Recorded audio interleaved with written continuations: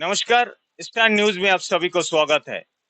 आज एक खबर आप लोगों का सामने पेश करने जा रहा हूं कि भारत माँ का एक वीर संतान, जिन्होंने भारत माँ को आजाद कराने के लिए कितना तकलीफ किया है, और वही वीर संतान का जब देहांत हो जाता है तो यही भारत का बड़े बड़े नेता लोग, बड़े बड़े पदाधिकारी लोग किस तरह व्यवहार किया है। देखिए रिपोर्ट। सरदार पटेल का जब निधन हुआ तब वो 75 साल के थे। निधन से 3 दिन पहले ही वो दिल्ली से मुंबई गए थे, क्योंकि सरदार पटेल बहुत बीमार थे और डॉक्टरों ने उन्हें उस उम्मीद से मुंबई ले जाना तय किया कि शायद मुंबई का मौसम उनकी तबीयत में थोड़ा सुधार ले। लेकिन ऐसा नहीं हुआ। 12 दिसंबर 1950 को सरदार पटेल वायुसेना के डकोटा विमान से मुंबई गए। एयरपोर्ट पर उन्हें छोड़ने के लिए तत्कालीन राष्ट्रपति राजेंद्र प्रसाद, तत्कालीन पीएम जवाहरलाल नेहरू भी आए थे। लेकिन मुंबई पहुंचने के 3 दिन बाद 15 दिसंबर 1950 की सुबह 3 बजे सरदार पटेल को दिल का दौरा पड़ा। करीब 4 घंटे तक वो बेहोश रहे। उसके बाद जब उन्हें कुछ होश आया तो उन्होंने अपनी बेटी मणिबेन से पानी मांगा। मणिबेन ने उन्हें गंगा जल में शहद मिलाकर चम्मच से पिलाया और सुबह 9:37 पर सरदार पटेल ने अंतिम सांस ली। सरदार पटेल के निधन के बाद क्या हुआ, आपको वो भी सुनना चाहिए। पैरों तले जमीन निकल जाएगी।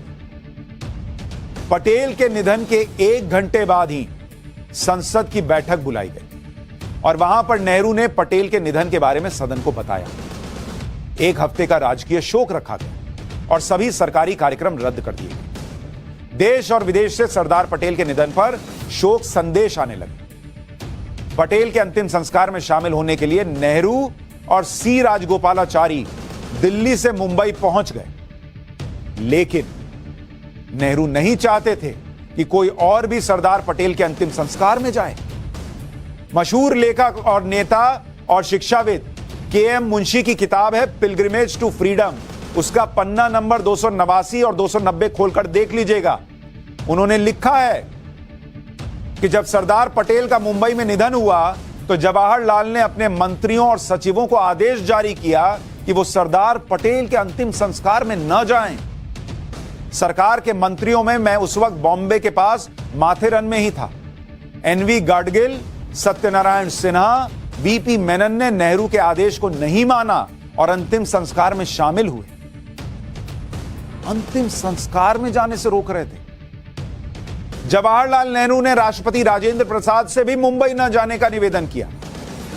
यह बहुत हैरान करने वाला था, लेकिन राजेंद्र प्रसाद ने भी उनकी बात नहीं मानी।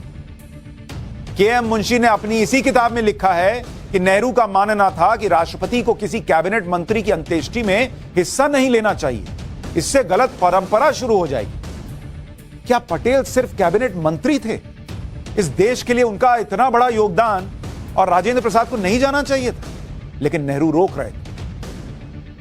हालांकि अच्छी बात यह है कि राजेंद्र प्रसाद वहां गए और सी राजगोपालाचारी और राजेंद्र प्रसाद ने वहां पटेल की चिता के पास भाषण भी दिया, जिसमें राजेंद्र प्रसाद ने कहा कि सरदार के शरीर को अग्नि जला तो रही है, लेकिन उनकी प्रसिद्धि को दुनिया की कोई अग्नि जला नहीं सकती। सरदार पटेल के करीबी रहे वीपी मेनन के साथ काफी अरसे तक काम करने वाले ब्यूरोक्रेट एम.के. नायर ने अपनी किताब the story of an era told without ill will में लिखा है कि जैसे ही नेहरू को पटेल के निधन के बारे में पता चला, नेहरू ने 2 सरकारी नोट गृह मंत्रालय को भिजवाए। ये नोट वीपी मेनन के पास पहुंचे तो उस वक्त गृह मंत्रालय के सचिव थे वो। पहले नोट में नेहरू ने मेनन से कहा था कि सरदार पटेल जो सरकारी कैडिलैक कार इस्तेमाल कर रहे थे वो अगली ही सुबह विदेश मंत्रालय को भेज दी जाए। इतनी क्या हड़बड़ी थी सर? और नेहरू के दूसरे सरकारी नोट में यह कहा गया था कि सरदार पटेल के अंतिम संस्कार में अगर कोई अधिकारी जाना चाहता है तो उसे अपने पर्सनल खर्चे पर मुंबई जाना होगा। उस वक्त गृह मंत्रालय के बहुत सारे अधिकारी सरदार पटेल के अंतिम संस्कार में शामिल होना चाहते थे। बाद में गृह सचिव मेनन ने सभी को एक साथ बुलाया और करीब 12 अधिकारियों को अपने खर्चे पर मुंबई लेकर गए। जब नेहरू को यह बात पता चली तो वो मेनन से बहुत चिढ़ गए। वो लिख रहे हैं, किताब में लिख रहे हैं, बॉस,